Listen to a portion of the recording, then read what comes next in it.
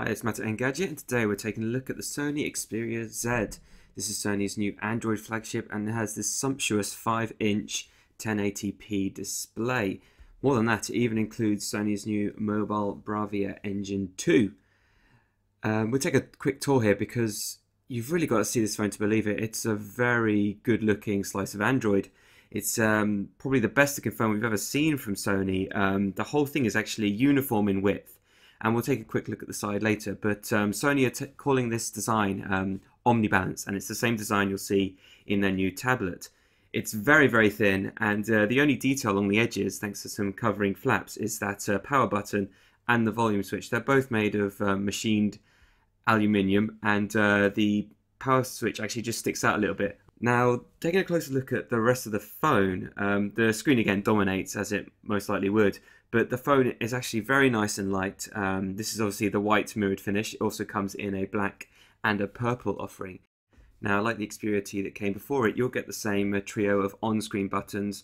You've got the multitasker there, the home button and the back button. Just below that, the only other thing you'll find there is the mic, which actually matches the design of the earpiece there. And also there you have a 2 megapixel XMR sensor, and that's paired with a 13 megapixel XMR RS sensor, a new one with a flash and a secondary mic. Now there's nothing really else on that backing, it's just a lovely shimmery slice of plastic. It's a bit fingerprint hungry, but again, it's a very good looking phone. It's very well designed. If a little bit sharp at the corners, we found if we were holding it for extended moments of time, those tricky corners did start to kind of dig into our palm, and that's something to be at least aware of. But fortunately, thanks to that 7.9mm thickness, it slid into our pockets on jackets and trousers with no issue whatsoever. You also find a little lanyard there on the bottom left corner, and then next to that you'll see the single loudspeaker. Unfortunately, it's not actually all that strong. While there's NFC tech here, so you'll be able to pair it with Sony's NFC capable speakers, we were hoping it had a little bit more oomph. I mean, Sony do a lot of audio equipment, so that's a bit of a disappointment. Again, next to that, you'll have the two switches that we mentioned before, and then one of the first waterproof flaps here to access it. There's actually a rubber seal on that flap there, and beneath that one, you'll get access to the micro SIM. On the top here, you've got the headphone socket. We'll take a little bit of a closer look here. Now, fortunately, all these flaps you'll find along the device are actually comfortably sturdy. You can actually probably hold the weight of the phone on the flaps, although we wouldn't really advise doing that. On the left edge, you'll find two more. One that you'll have to access a fair bit is the micro USB port, and then next to that, you've got the micro SD card slot. That expands the storage available up to 32 gigs. That is obviously in addition to the 16 gigabytes of storage that's already housed within the device. Alongside that storage, you actually get 2 gigabytes of RAM and the Snapdragon S4 Pro processor. Now this one is clocked at 1.5 gigahertz. It's a quad-core beast, and yeah, as we played with the phone, we found we didn't lack any power. It's a very capable phone, comparable in performance to the Optimus G or the Nexus 4, despite the higher resolution screen. So why the lack of open ports and why those flaps we just saw earlier? Well, that's because the phone is actually water resistant. It can actually be submerged for around 30 minutes. And obviously we're just giving you a quick test here. Hopefully we just press the power button and there we are. It still works. The touchscreen is still fully functional. You won't be able to use that touch display while in the water. In fact, it gets a bit screwy and starts hopping all over the place. Alongside that, you'll also find dust resistant, certified to IPX5, which is nice to see. But given that you need to open and close the flap to access the micro USB charging port, we think Sony's missed a trick by not including any contactless charging here. We've already seen it on the HTC Droid DNA, which also has a 1080p 5-inch screen.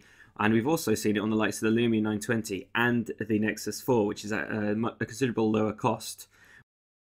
As we note in the full review, the viewing angles here aren't the greatest we've seen. But one place where it does shine is when you're viewing your own photos on the 1080p display.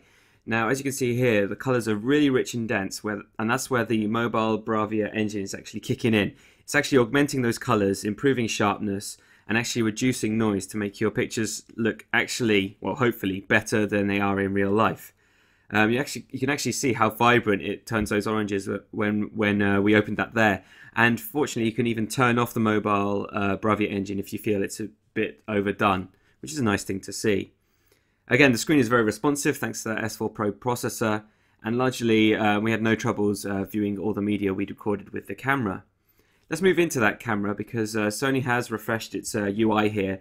It'll look familiar to anyone that's used an Xperia phone before, but there's a few more licks that it's taken from the Sony's imaging range. There's a few familiar icons here.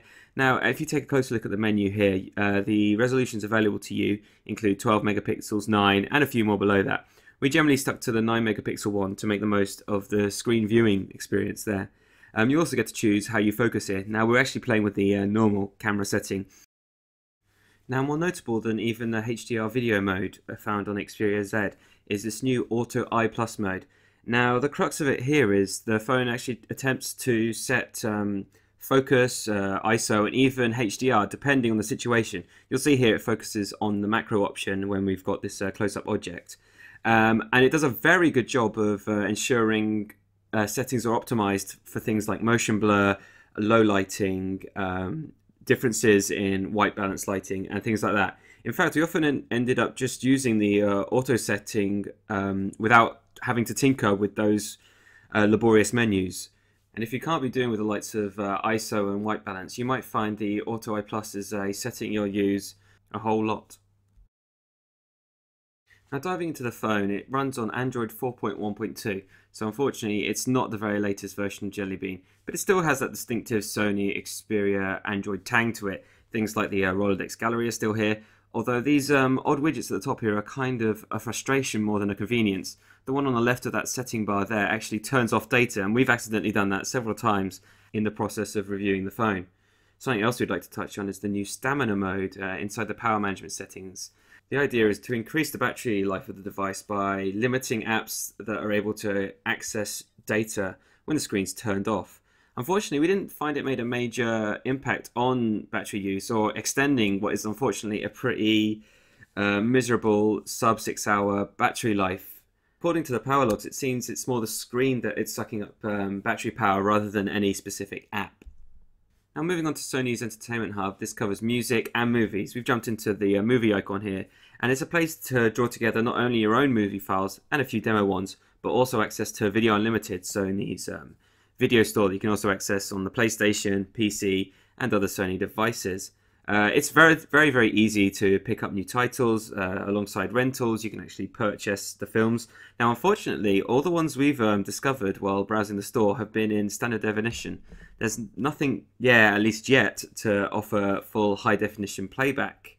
Next up, we've got the Walkman app. It is a very capable MP3 player. These are a few of the demo tracks that come with the phone. But you'll also gain access to Music Unlimited. Like Spotify, there's a premium subscription offer, ties around a £10 per month payment to unlimited offline plays. There's a few curated lists, and you can also just search by artist, album, and the rest of it. There's plenty of music here, but if you're already running Spotify, there's not actually that much here to convince you to change your ways. Now, not only is the Xperia Z a very good looking, solidly built phone, but it's also got the kind of specs you'd really want to see in a phone. A very high resolution camera with its own tricks, built-in storage plus micro SD expansion, and a processor that's the best currently available on the market. But there's some drawbacks, and there's issues and complaints that make it perhaps not the standout flagship smartphone that Sony hoped it would be. For one thing, the screen is meant to be one of the strengths of the handset, and while viewing it straight on, it looks very good. Turn it slightly to the side and you'll see it start to grey out, and colours and contrasts start to melt away. We've played with it up against the HTC Butterfly with its own 1080p display, and it just doesn't stand up to it. The Xperia Z will launch in the first week of March here in the UK, priced at around £525. That's around $815.